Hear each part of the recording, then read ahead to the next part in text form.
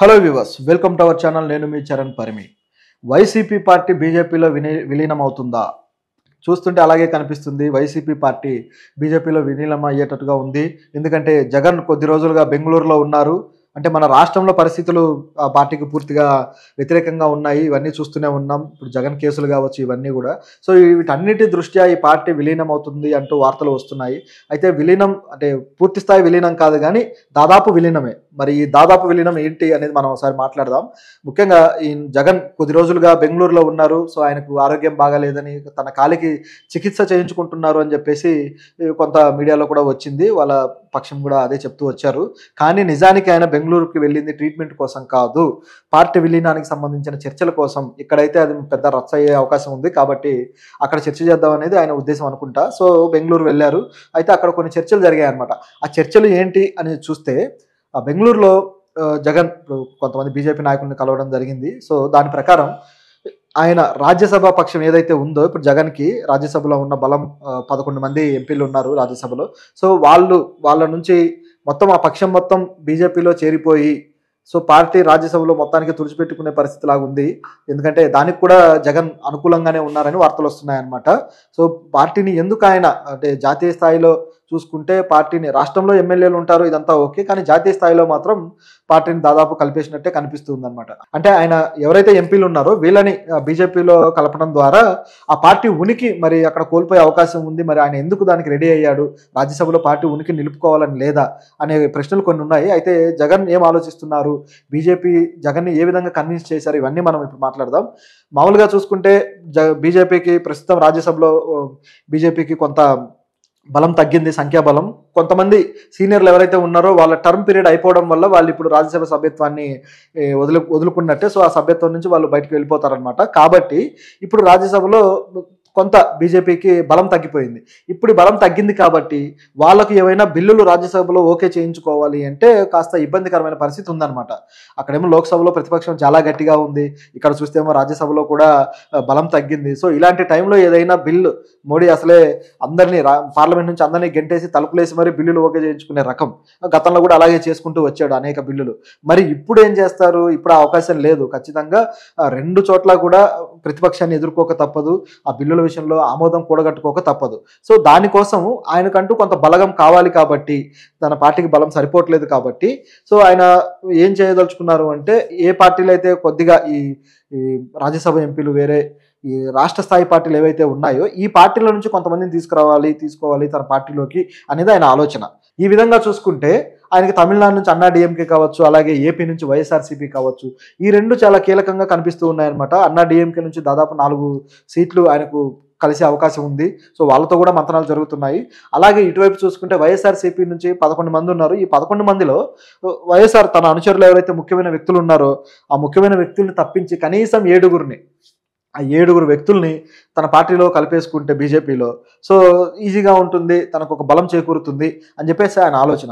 అలా 7 కలుపుకోవడం వల్ల ఆయనకు దాదాపు అంటే ఒక 6 కలిస్తే దాదాపు మొత్తం 101 మంది మెంబర్స్ అవుతారనమాట.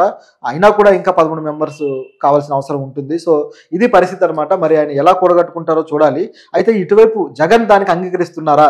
ఎందుకంటే ఇప్పుడు 7 వెళ్ళిపోతే ఇక పార్టీ తన రాజ్యసభ, తన పార్టీలో తన పట్టు కోల్పోయినట్టే రాజ్యసభలో. సో అప్పుడు ఇక తప్పని పక్షంలో మొత్తం అందరినీ చేర్చి ఇక చివరికి పార్టీ విలీనం లాంటి పరిస్థితి ఏర్పడుతుంది అనమాట. ఇక అనివార్యంగా చేయాల్సిందే, వేరే ఆప్షన్ కూడా ఆయనకు లేనట్టు అవుతుంది. మరి ఎందుకు ఇలా చేస్తాడు జగన్ అని ఆలోచిస్తే అందరికీ తెలిసిందే. అసలు ఆయన జగన్ బీజేపీకి ఎందుకు అనుకూలంగా ఉంటాడు, బీజేపీ స్టాండ్ ఎందుకు తీసుకున్నారు, కూటమి ప్రభుత్వం ఉన్నా కూడా, కూటమిలో బీజేపీ ఒక భాగస్థులు అయ్యి ఉన్నా కూడా ఎందుకు మళ్ళీ జగన్ బీజేపీతో అంటకాగుతారు అనేది మనం చూస్తే అందరూ చెప్పే సమాధానం ఒక్కటే, అదేంటంటే జగన్ కేసులు. ఎస్, అంటే అందరూ చెప్తుంది జగన్ కేసుల గురించే, ఆయన భయం కూడా అదే, అది అందరికీ కనిపిస్తూనే ఉంది. ఇక దాన్ని దాచడానికి కూడా లేదనమాట. బీజేపీ కూడా ఈ భరోసాతోటే జగన్ తన కేసుల విషయంలో ఎట్లాగూ లొంగిపోతాడనే ఆలోచనతోటే బీజేపీ ముందడుగు వేసినట్టుగా తెలుస్తూ ఉంది. సో ఆయనకున్న దాదాపు 20 కేసులు ఉన్నాయి ఆయన మీద, సిబిఐ ఈడీ కేసులు కావచ్చు, ఇవన్నీ కూడా. సో ఈ కేసులన్నీ ఎట్లా తప్పించుకోవాలి అని గత 10 ఏళ్లుగా కూడా ఆయన ఇబ్బంది పడుతూనే వస్తున్నారు. ఇప్పుడు అధికారంలో లేరు కాబట్టి ఒకవేళ బీజేపీకి సపోర్ట్ చేయకపోతే బీజేపీ ఎలాంటి యాక్షన్ తీసుకుంటుందో మనం గతంలోనే చూసాం. అనేక మంది ప్రతిపక్షాల వాళ్ళు కావచ్చు, సపోర్ట్ చేయని వాళ్ళు కావచ్చు, వాళ్ళ మీద ఈడీ దాడులు, సిబిఐ దాడులు ఏ విధంగా చేసి వాళ్ళని తిరిగి బీజేపీలో కలిపేసుకున్నారనేది మనకు అంతా తెలిసిందే. కాబట్టి ఆ లెక్క ప్రకారమే ఇక్కడ జరగొచ్చు అనేది ఇక్కడ ఒక అంచనా అనమాట. అయితే ఇదొక్కటే కాదు, మరి దీనికి చంద్రబాబు వ్యతిరేకిస్తారా అనే ప్రశ్న కూడా ఉంది. ఓకే, జగన్ అయితే కలిపేస్తారు, నో ప్రాబ్లం, వాళ్ళు బాగానే ఉంటారు. మరి కూటమి ప్రభుత్వంలో ఉన్న చంద్రబాబు దీన్ని వ్యతిరేకించరా? ఎందుకంటే ఇక్కడ ఎలాగో ప్రతిపక్షంగా ఉన్నారు కాబట్టి, అంటే ప్రతిపక్ష హోదా లేకపోయినా ప్రతిపక్షమే కాబట్టి, సో మరి వ్యతిరేకించరా అంటే వ్యతిరేకించే అవకాశం కూడా కనపడటం లేదు ఇక్కడ. ఎందుకంటే ఆయన కూడా, ఇప్పుడు చంద్రబాబు కూడా పూర్తిగా కూటమి ప్రభుత్వంలో బీజేపీకి పూర్తి స్థాయి మద్దతు ఇచ్చి తన ఎంపీలని అక్కడ ప్రభుత్వం నిలబడడానికి సహాయపడ్డాడు కాబట్టి, ఇప్పుడు బీజేపీతో చంద్రబాబుకి ఎక్కువ అవసరం ఉంది కాబట్టి ఆయన కూడా ఏం మాట్లాడే పరిస్థితి లేదనమాట. అయితే రాష్ట్రంలో దీనివల్ల ఏ సమస్య రాదు కాబట్టి అది కూడా ఒక కారణం అయి ఉండొచ్చు. ఇది రాజ్యసభకు సంబంధించిన విషయం, రాష్ట్రంలో ఏ సమస్య తీసుకొచ్చే అవకాశం లేదు కాబట్టి నో ప్రాబ్లం అనే కనిపిస్తుంది అనమాట. సో చంద్రబాబు కూడా దీనికి అబ్జెక్షన్ చెప్పే పరిస్థితి అయితే లేదు. మొదటి నుంచి కూడా బీజేపీ, వైసీపీ కలిసే ఉన్నారు, కలిసే వాళ్ళు రాజకీయం చేస్తున్నారు అనేది పూర్తిగా చంద్రబాబుకి తెలుసు. అయినా సరే ఆయన ఎప్పుడు కూడా బీజేపీని ఈ విషయంలో కార్నర్ చేసే ప్రయత్నం చేయలేదు. ఎందుకంటే బీజేపీతో ఆయనకున్న అవసరం అలాంటిది. కాబట్టి ఇది కూడా మనం రూల్ అవుట్ చేయాల్సిన విషయమే. ఇక చివరిగా ఏముంది అంటే, నిజానికి టీడీపీ ఎమ్మెల్యేలని గతంలోనే చంద్రబాబు ఈ విధంగా బీజేపీకి ఇచ్చి సపోర్ట్ చేసిన పరిస్థితి కూడా ఉంది.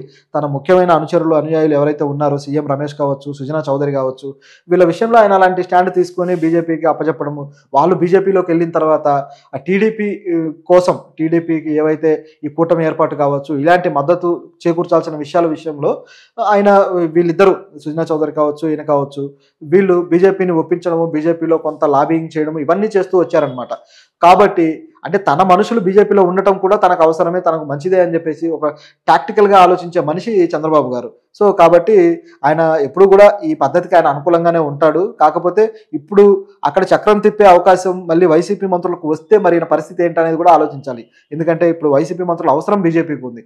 వాళ్ళు అటువైపు కానీ వెళ్తే, ఎంపీలు ఎవరైతే ఉన్నారో, రాజ్యసభ ఎంపీలు బీజేపీలోకి వెళ్తే, వాళ్ళు ఎలాగో వైసీపీ అనుయాయులే కాబట్టి, జగన్కి ఎంతో దగ్గర వ్యక్తులే కాబట్టి, వాళ్ళు అక్కడ జగన్కి అనుకూలంగా చక్రం తిప్పడం స్టార్ట్ చేస్తే టీడీపీ పరిస్థితి ఏంటి అనేది ఒక ప్రశ్న అనమాట. ఎందుకంటే టీడీపీకి నిధులు చాలా రావాల్సి ఉన్నాయి బీజేపీ నుంచి.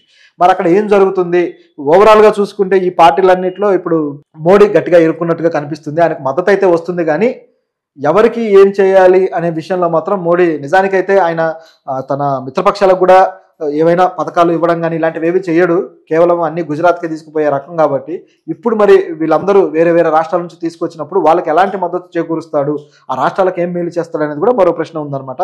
సో ఇక్కడ చూసుకుంటే అందరూ ఒకటే, ఈ ఆటలో అందరూ కూడా ఎవరికి వాళ్ళు మిత్రుల్లాగానే కనిపిస్తుంది. చివరికి